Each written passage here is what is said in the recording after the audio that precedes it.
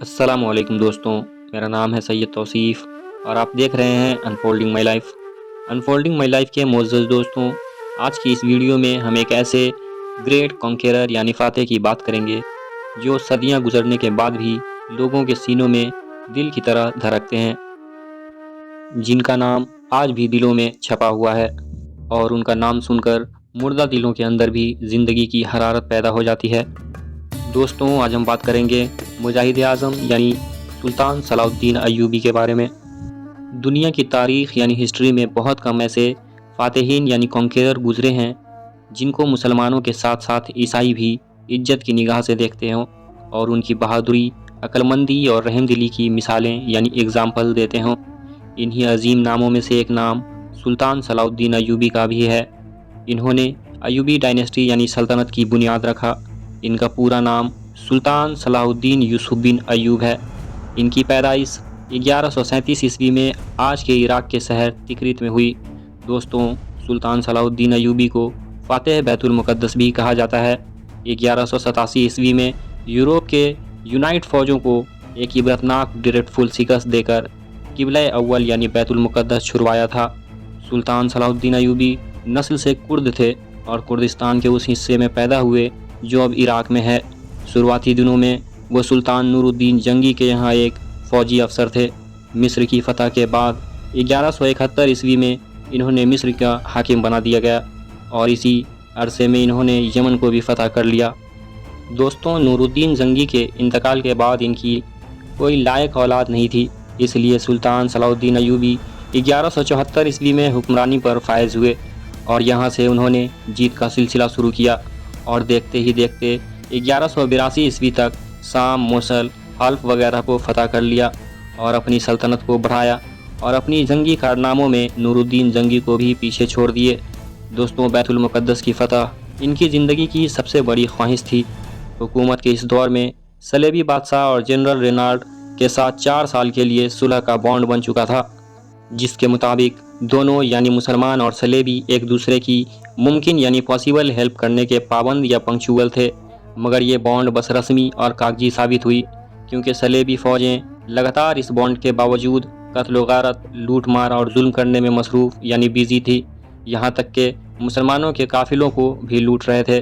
مگر حد اس وقت ہو گئی جب 1186 عیسوی میں صلیبی بادشاہ رینالڈ نے باقی بہت سے عیسائی فوجوں کے ساتھ مدینہ منورہ پر حملے کی نیت سے حجاز مقدس پر حملہ کیا۔ پھر سلطان صلاح الدین ایوبی کو اس کی خبر ہوئی تو فوراً انہوں نے رینالڈ کا پیچھا کیا اور یہاں ایک بہت بڑی جنگ ہوئی جس میں 30,000 عیسائی مارے گئے اور اتنے ہی عیسائی کو قیدی بھی بنا لیا گیا، کیونکہ سلطان صلاح الدین ایوبی نے جنگی سوجھ بوجھ اور عقلمندی کا مظاہرہ کرتے ہوئے زمین پر فیول گروا دیا تھا، جس کی وجہ سے زمین پر آگ بھڑک اٹھی تھی۔ تاریخ یعنی ہسٹری میں یہ بھی لکھا ہوا ہے کہ اردن میں کرک نامی قلعہ کے بادشاہ رشنالڈ نامی ایک صلیبی بادشاہ تھا۔ حجاز مقدس کے لیے قافلہ اس کرک قلعے کے پاس سے ہی جایا کرتا تھا۔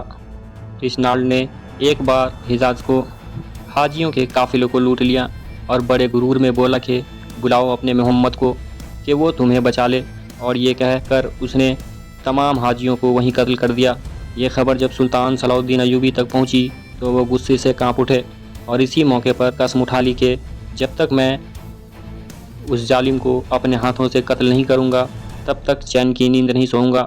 اور تقریباً 3.25 سال تک سلطان کبھی کروٹ بدل کر نہ لیٹے، اور جب زیادہ نیند ان کو ستاتی تو وہ خیمے پر موجود پائیدان سے ٹیک لگا کر اپنی نیند پوری کر لیتے۔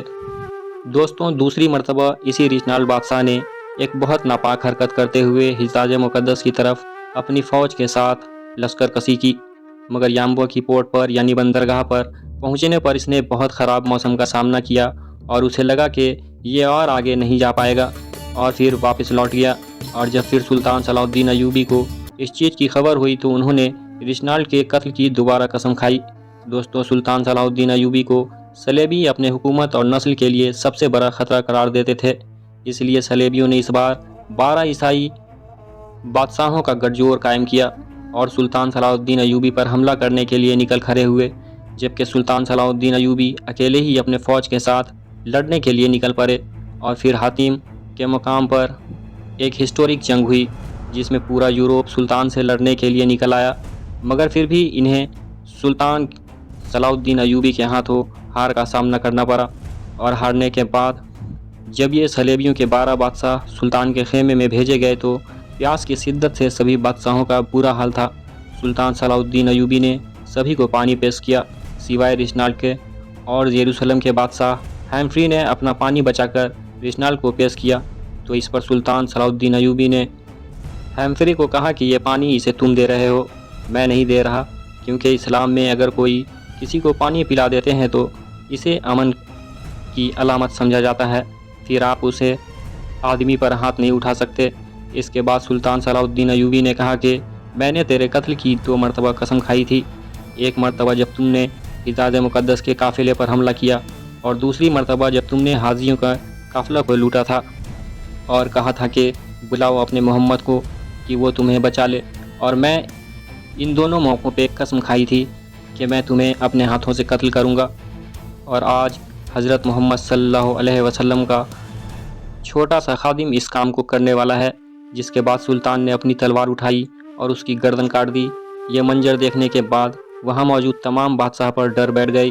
دوستو، حطیم کے فتح کے بعد سلطان صلاح الدین ایوبی بیت المقدس کی فتح کے لیے نکل پڑے، اور 1 ہفتے کے لگاتار جنگ کے بعد آخرکار عیسائیوں نے ہتھیار ڈال دیے اور رحم کی درخواست کی، اور ایسے ہی بیت المقدس پورے 91 سال بعد دوبارہ مسلمانوں کے قبضوں میں آ گیا، اور پورے فلسطین سے مسیحی حکومت کا خاتمہ ہو گیا۔ بیت المقدس کی فتح سلطان صلاح الدین ایوبی کی سب سے بڑی خواہش تھی۔ انہوں نے مسجد اقصیٰ میں داخل ہو کر نور الدین کے تیار کیا ہوا ممبر اپنے ہاتھوں سے مسجد میں رکھا۔ اس طرح نور الدین کی خواہش سلطان کے ہاتھوں پوری ہوئی۔ سلطان صلاح الدین ایوبی نے بیت المقدس میں داخل ہو کر وہ ظلم نہیں کیے جو شہر میں قبضے کے بعد عیسائی فوجوں نے کیا تھا۔ وہ ایک مثالی کانکیرر کی حیثیت سے بیت المقدس میں داخل ہوئے اور ہر عیسائی کو امان دے دی۔ دوستوں، بیت المقدس 761 سالوں تک لگاتار مسلمانوں کے قبضوں میں رہا، یہاں تک کہ 1948 میں امریکہ، برطانیہ اور فرانس کے الائنس سازشیں کر کے فلسطین کے علاقے میں یہودی سلطنت قائم کی گئی، جس کا نام اسرائیل ہے۔ دوستوں، 3 مرتبہ صلیبی جنگ ہوئی، اور صلیبیوں کو سوائے ایک شہر ایکا کے علاوہ کچھ بھی حاصل نہ ہوا، اور وہ ناکام واپس لوٹ گئے۔ صلیبیوں سے تیسری جنگ عظیم میں سلطان صلاح الدین ایوبی نے یہ ثابت کر دیا کہ وہ دنیا کے سب سے طاقتور ترین حکمران ہیں۔ انہوں نے بیت المقدس کے فتح کے بعد تمام زائرین کے لیے بیت المقدس کو کھول دیا۔ یوں زائرین کا ایک ہجوم بیت المقدس پر امر پڑا۔ اس حال کو دیکھتے ہوئے اس وقت کے خلیفہ نے سلطان کو مشورہ دیا کہ پوری دنیا سے آنے والے زائرین کا ایک قانون بنایا جائے اور کچھ ہی لوگوں کو یہاں آنے کی اجازت دی جائے۔ تو اس کے جواب میں سلطان نے جواب دیا کہ جو لوگ پوری دنیا سے کئی 100 میل کی دوری طے کر کے یہاں زیارت کے لیے آتے ہیں، اس لیے ان کو اس مقدس جگہ کی زیارت سے روکنا ناانصافی ہوگی۔ دوستو، سلطان صلاح الدین ایوبی ایک ایسے عظیم حکمران تھے جو میدان جنگ میں قہر برپا کرنے والے ایک عظیم جنگجو تو تھے ہی، لیکن ایک رحم دل انسان بھی تھے۔ دوستو، سلطان نے اپنی زندگی میں جو کچھ بھی کمایا اس کا زیادہ حصہ صدقے اور خیرات میں خرچ کر دیے، اور کبھی وہ اتنی دولت جمع نہ کر پائے کہ وہ زکوٰۃ ادا کرتے۔ ان کی ایک بہت بڑی خواہش تھی کہ وہ حج کر سکے، مگر وہ جنگ میں اتنے مصروف رہے اور نہ ہی اتنی رقم جمع کر سکے کہ وہ حج ادا کر سکے، اور یہی خواہش لے کر وہ انتقال کر گئے۔ دوستوں، ایک عظیم حکمران بننے کے لیے ایک انسان کو ہمت والا، اصولوں کا پکا، مضبوط ارادے والا، مگر انصاف اور رحم کرنے والا ہونا چاہیے۔ سلطان صلاح الدین ایوبی ہر پیر اور جمعرات کو ایک اجلاس کیا کرتے تھے، جس میں بیٹھ کر وہ عام عوام کی فریاد سنا کرتے تھے۔ انہوں نے اپنی پوری زندگی میں کبھی بھی کسی کی مدد کرنے میں دیر نہیں کی، اور نہ ہی کبھی کسی سے بد کلامی کی۔